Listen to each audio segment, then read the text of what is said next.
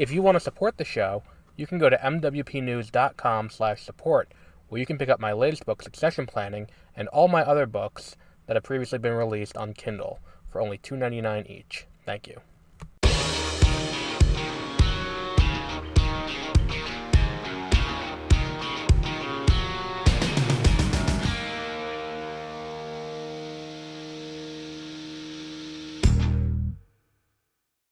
Good morning, and welcome to 30-Minute Reviews. I am Adam, recording my second podcast of the day, and it's only 12:30.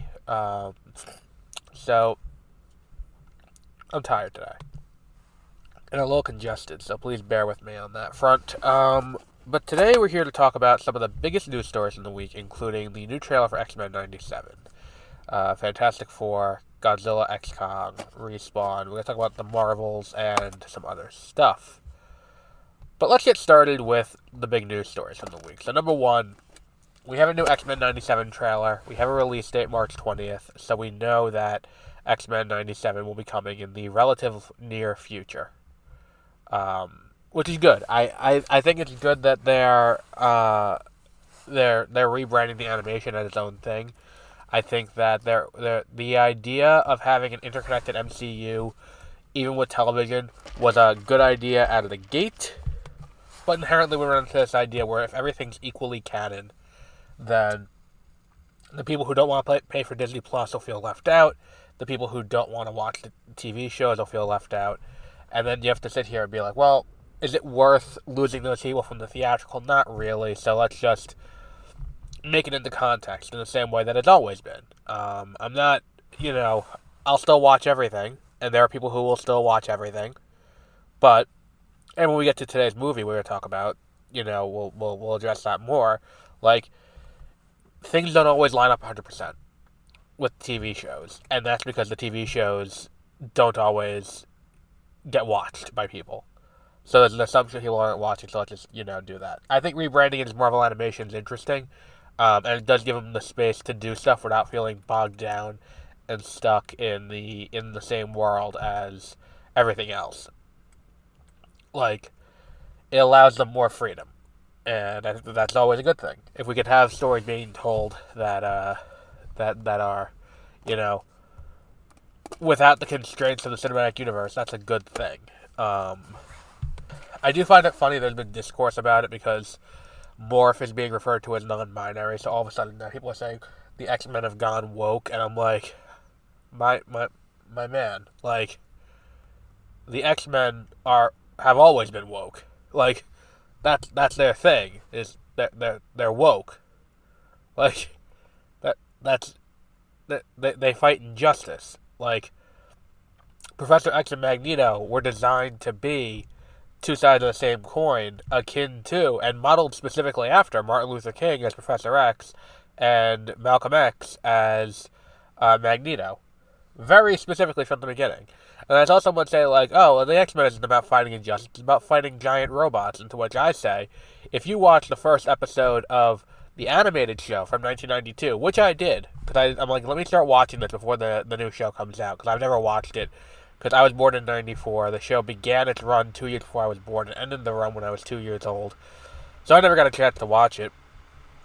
And it's on Disney Plus now, so, like, let me get into this. And I watched this show, and I'm like, oh, holy shit. Like, very early on in this first episode, they explain and lay out the world. Like, the Sentinels were built to identify and root out mutants. Like, it's just silly to me that people don't, like, at this point, I don't know if it is people just don't know how to read what they're watching, and I think this goes back to a wider issue of, I think that identity politics as a whole is a reductive way to watch or consume any media. Identity politics reduce down, any nuance to who's on screen. And that's how you end up with people who are like, oh, I think Dune's a pro-religion book and movie. It's like, well, no. Dune is very specifically about the dangers of religion. That's how you end up with people thinking that Starship Troopers is is not a satire. Like, and not understanding that fascism is bad. That's how you end up with people who watch The Simpsons and are like, well, they're a white coded family of five who live in a house with a white picket fence in the suburbs. Like, obviously they would be the conservative media, and it's like, well, not at all, if you actually watch the show. And when you focus more on what's physically on the screen versus what's being done on the screen, that's how you end up with this stuff. Like, it's just not reading for context. And I don't know if it's a willful ignorance or an unintentional ignorance. Either way, it's not great. But on to the next story. We have our Fantastic Four cast. And what I mean by that is Fantastic Four space cast, not a great weather prediction for the near future. So it is as follows. Pedro Pascal has been cast as Reed Richards. Vanessa Kirby has been cast as Sue Storm. Joseph Quinn has been cast as Johnny Storm. And Ebon Moss-Bachrach has been cast as Ben Grimm. I hope we get a point where Ben Grimm meets the Punisher as a fan of the Bear. That could be fun. But I think it's a good cast. I'm not 100% certain who Joseph Quinn is. And I think that's something that I would have to see. I would like, I've seen Pedro Pascal in enough roles where I think he's got versatility, where I think he could be a good Reed Richards. And Vanessa Kirby is just fantastic. So that's a great one, too. I'm interested to see who they cast as Herbie. That's going to be the big question going into this. Well, big question. I mean, allegedly also the bad guy is going to be Galactus. I heard Antonio Banderas, so that could not be the case anymore. I don't know. I'm interested to see where they go with that. And we will see what happens there. Also, related to this, Thunderbolts and Fantastic Four have switched dates. So next year, Fantastic Four will be coming in July. Thunderbolts will be coming in, in May. Which makes sense, because Thunderbolts is shooting first, and also it's a big Avengers crossover event. Well, not an Avengers crossover, but it's a big crossover event. You want that May date for it. I'm interested to see how that plays out. I don't think these dates actually stick either. I think that what we end up with is, I think Fantastic Four moves back to November. I think that this moves back to its original date. Thunderbolts moves back to its original date. And then Blade gets moved to either February or May. And I also think it's possible, I talked about it a little bit, and you'll hear it on Wednesday on Exploring Hyperspace Lanes. I talked about how I think that it's possible that Kang Dynasty gets moved again, back another year. But we'll see how that works out. It'll be interesting, though, to see how that plays. Let's see. What else have we got? Fantastic Four, I did that already. Godzilla X Kong, the new Empire, has a new trailer.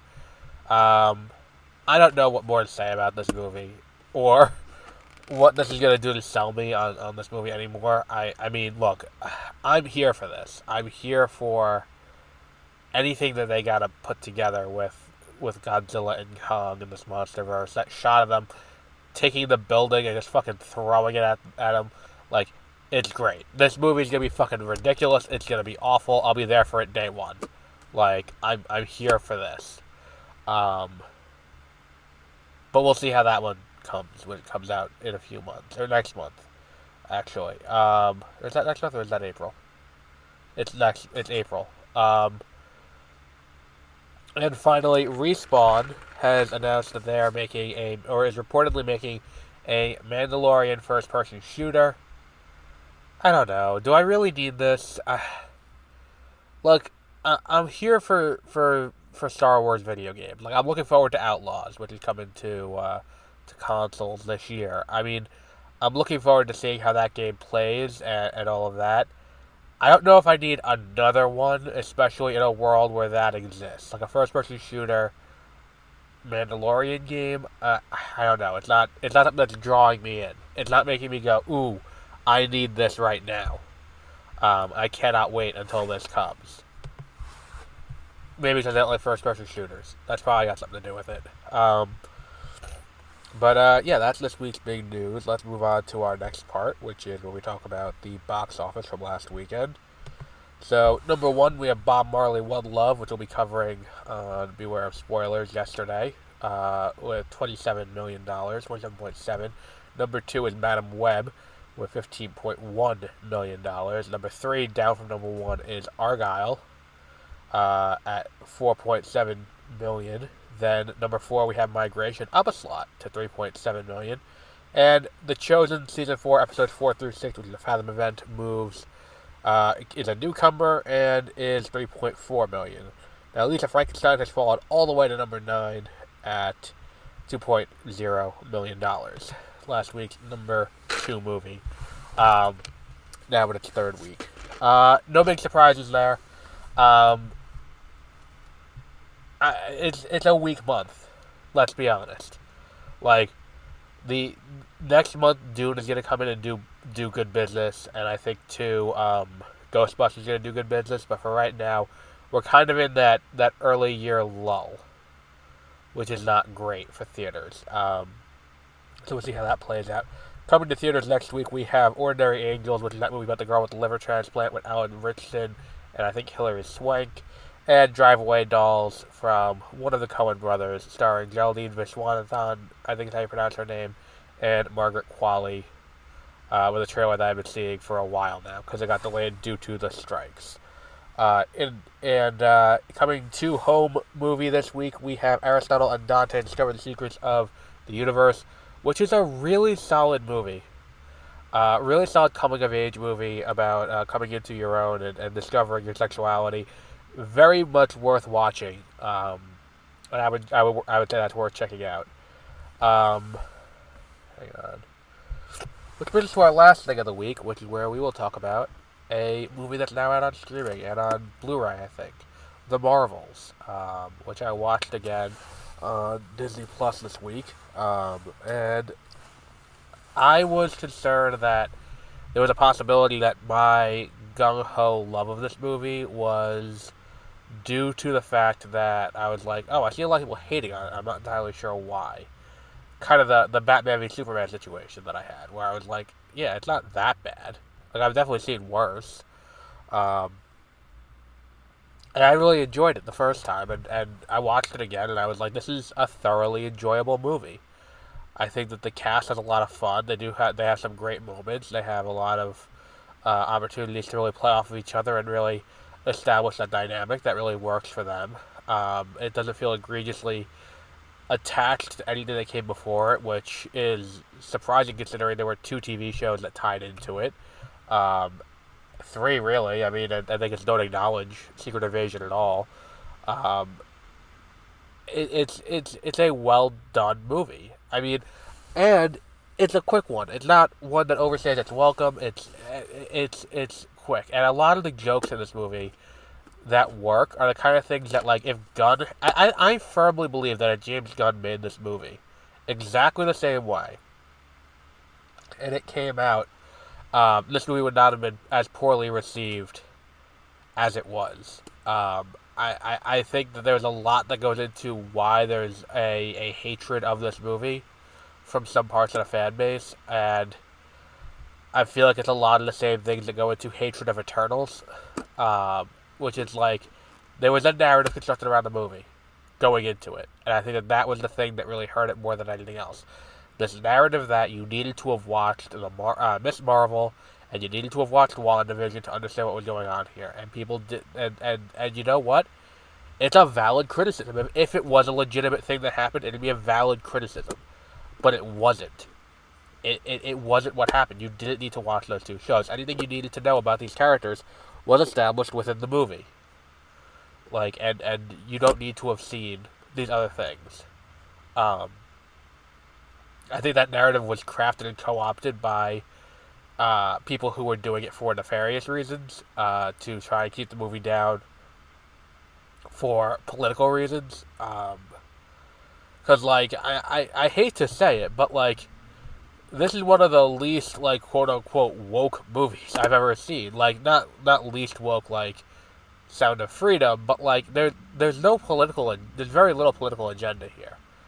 And I think too part of what hurt it is this idea, like this conflict going on. Well, not conflict. Conflict's the wrong word. This one-sided beatdown of Palestine by the Israelis. I think that had something to do with it, where it's like when you look at this movie, and there's a key plot point in this movie that has to do with the fact that the Kree are letting the Skrulls have this small space, and then the Skrulls think that there's a terrorist there. So the Kree think there's a terrorist who's conspiring with the Skrulls, that being Captain Marvel. So they're like, all right, now we gotta kill you all. Like, it is it's one of those things that hit a little too close to home that I think also impacted the movie as well, in not a way that they could have seen coming. But I say check it out. It's still really good, and there's a lot of really funny moments, and I stand by that. And it's the thing where it's like I watched it, I'm like, I regret not putting this in my top 10. I think it's definitely one of the best movies to come out last year. I would watch it. I would watch this movie over and over again, but I would not do that with Guardians 3.